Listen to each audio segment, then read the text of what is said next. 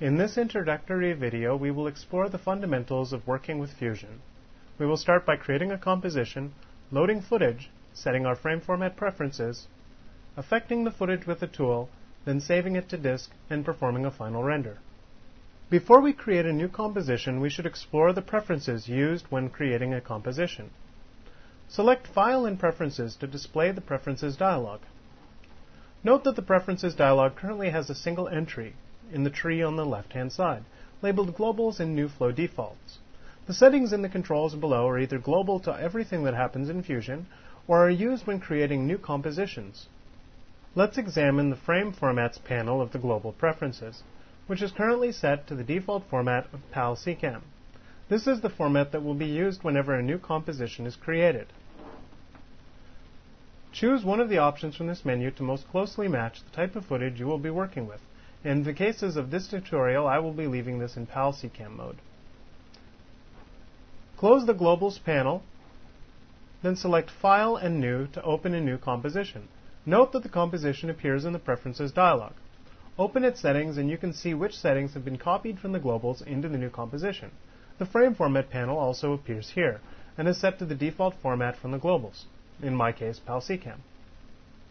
Scroll up and change this to NTSC-D1, since that's the resolution of the footage we will use in this tutorial.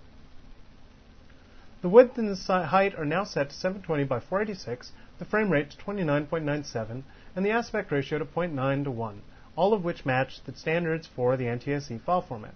We can create new file formats that aren't listed using the buttons at the bottom. Select Save to continue working with your composition. We are ready to import footage and begin working on it in our composition. Footage is loaded into Fusion using the Loader tool. Locate the green LD button in the toolbar at the top of the screen. Click once to add a Loader tool. This will automatically display a File Browse dialog, which allows you to locate your footage on your drives. In this case, we are locating the footage in Courseware, Footage, the Sign folder. This contains a sequence of files in the JPEG file format. Select any one of the files in the sequence. Fusion will understand that this is a file sequence and automatically load all of the files. Click on Open, then view the tool in the large display view by clicking and dragging it into the view. Place your mouse over top of the loader's tool tile in the flow, and the pop-up dialog will appear, showing the name of the footage, its frame size, pixel aspect, and color depth. In this case, our footage is 720 by 486, or NTSC-D1. However, it is using a pixel aspect of 1:1, and the color depth is 8-bit integer. How did Fusion determine to use these settings? Look at the loader's controls on the right-hand side of the screen. The first control is Process Mode. This is used to determine if the footage will be processed in full frames or using one of the fielded modes common to video. In this case, our footage was shot with a Canon XL1 set to progressive mode, so select full frames. Beneath the file name controls in this tab, you will also find the Trim In and Trim Out. These can be used to trim frames from the beginning of the clip or from the end of the clip. Generally, a better place to view these settings is in the Timeline display view of the work area. Click on the Timeline tab to show the timeline view. The vertical yellow bar you see in the timeline is used to represent current time, or the current frame, which is currently at frame 0. Click and drag on this bar in order to change the current frame and to scrub through the clip in the view. You can change the global in and global out of your footage by clicking and dragging on the bar in the timeline ruler for it. You can also trim in or trim out by clicking on the ends of the bar and dragging them in or out. To hold the first or last frame, hold the Control key down while dragging and drag it to the left or to the right.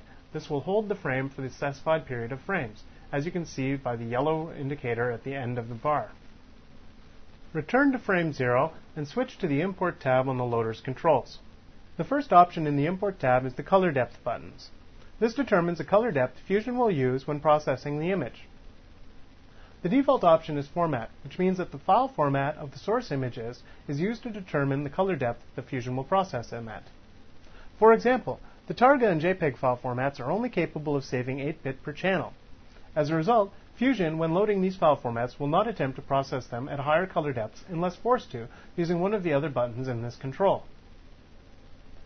The OpenEXR file format, in contrast, normally contains float16 images, so Fusion, when loading these files, would process at float16. If the frame format does not have a specific color depth, then Fusion will default to using the frame format preferences. You can also force Fusion to use the frame format preferences for color depth by selecting the default button, or to specify an exact color depth for footage that is being loaded, use one of the other 4 buttons in this control. The pixel aspect of the footage is usually determined using the From File option. The next control represents the pixel aspect of the footage. Fusion will default to trying to pull the pixel aspect from the file itself. Many file formats store pixel aspect as a part of the information in their header. If Fusion fails to find the pixel aspect in the file, it will default to using the pixel aspect specified in the frame format preferences. You can also force it to use the frame format preferences by clicking on Default. If you have to mix footage of different pixel aspects, it is often useful to use the Custom setting, which will display the custom pixel aspect controls below.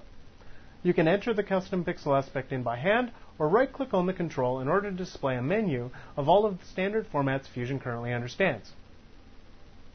An important part of loading footage into Fusion is ensuring that it is using the correct process mode, pixel aspect, and color depth to process the image. Now that we have set up our loader, we should set the render range of our project using the loader's range. We can see that the loader is 87 frames long, so we could type 87 into the render end point, or we could right-click on the loader and select Set Render Range from the context menu. This will automatically set the render range to the valid region for the clip. The render range is used to set the frame range that will be used when Fusion performs interactive playback, which is started by using the transport controls at the bottom of the time ruler. When you press play, Fusion will play back only the section defined by the render range. The render range is also used during final renders and to determine preview render ranges. Once the render range is set, you can use the space bar or the transport buttons at the bottom of the screen to start and stop playback of the composition. The render range determines which frames in the composition will be played each pass through the shot. The render range also determines which frames of the project will be processed as part of the final render or for preview renders. Before we continue, we should save our composition.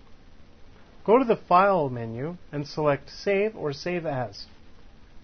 Fusion will default to opening in the Fusion Comps folder. Give your composition a name. In this case, we'll call this the Introduction to Composition, and then hit Enter to save your composition. The name of the comp will appear in the status bar at the top of the screen. Now let's add a scale tool to our composition to resize the footage to half its original size. Change to the Flow view by clicking on the Flow tab in the Work area or by selecting F5 on your keyboard. Click once in an empty area of the flow in order to ensure that the loader tool is no longer selected or active.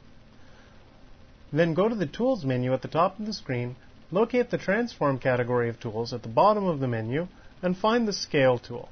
Click once to add the Scale tool to the composition. Since no tools were selected in the flow, the Scale tool is added in isolation. It is not currently connected to any other tools. Locate the output on the loader tool. This is a small red box when it is not connected. Click on the output node and drag and connect it to the single input, which is the golden arrow on the Scale tool. This draws a pipe connecting the two tools. The image from the loader will now flow through the pipe into the Scale tool for processing. View the Scale tool in the right-hand display view by clicking on the Scale tool and dragging it into the view. Locate the Scale tool's controls in the Tool Control menu and change the value from 1.0, which is 100%, to 0.5, or half the original size of the image. The Scale tool is currently selected, so let's add a Brightness Contrast tool to the composition by selecting Tools, Color, then choosing Brightness Contrast from the menu. This automatically adds a Brightness Contrast tool to the composition, selects it, and connects it to the previously selected tool. Now view the Brightness Contrast tool in the right-hand display view and increase the gain slightly by clicking in the Gain slider. Let's preview the effect of our Scale and Brightness Contrast tools on our composition. Move to the bottom time ruler and locate the Play button, then press Play to play through the composition. Fusion renders the frames as quickly as it can, caching them into memory as it goes. On the second and subsequent playbacks, Fusion will play the frames back at full frame rate. The frames that have been rendered so far are preview quality frames only. If the High Q checkbox next to the transport controls is not selected, if this button is not enabled, then Fusion will not render the final result quality image frames.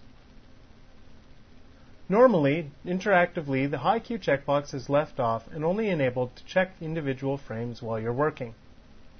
If you are working with frames that are larger, such as HD or film-sized frames, you may not be able to store all of the frames you wish to preview in memory, in which case, another alternative is to right-click on the tool, select Create Play Preview, and choose one of the display views from the menu that appears. For more information on previews, see the Previews and Rendering chapter in the manual. Once you have reviewed the settings of your Scale and Brightness Contrast tool and determined that you're happy with the way it affects your image, you're ready to save and render the results to disk. To do this, you must add a Saver tool to the composition. Much like a loader tool loads frames from disk, a Saver tool saves the results of your composition back out to disk. Locate the red SV button in the toolbar above and click on it once to add a Saver tool to the composition. In this case, we will save the output to the Footage Sign Proxy folder. We will save it as a sequence of files called sign.0001.jpg. This will tell Fusion to save this as a padded file sequence using 4 digits as the file name padding, and to use the JPEG file format. Click on the Save button to add the saver and connect it directly to the Brightness Contrast tool. The Saver's File tab contains the file name, output format, process mode, and the frame range type used to render the image. Depending on the output format you've selected, different options will appear in the Format tab of the Saver. In the case of JPEG, we see options for quality, whether to set a custom DPI, and whether to use chroma subsampling. Leave these options at their default settings. We are now ready to render the results of our composition to disk. Locate the green Render button at the very bottom of the screen. Click on it once and it will display the Render Settings dialog. By default, the Render Settings dialog's configuration is set to Final, as you can see here. In Final mode, most of the controls you see in this dialog have been grayed out to prevent you from changing the settings. This ensures that Fusion will render every frame of your project at full size with the highest quality settings. To render lower quality settings, select Preview or create a new setting and then change the settings you find in this dialog. Return to Final and click on Start Render to produce the final rendered output of your composition. When the render is complete, a dialog will appear giving statistics describing how the render processed. To check your rendered result, click once in an empty area of the composition to deselect the saver, then reselect the saver to display the file sequence playback controls at the bottom.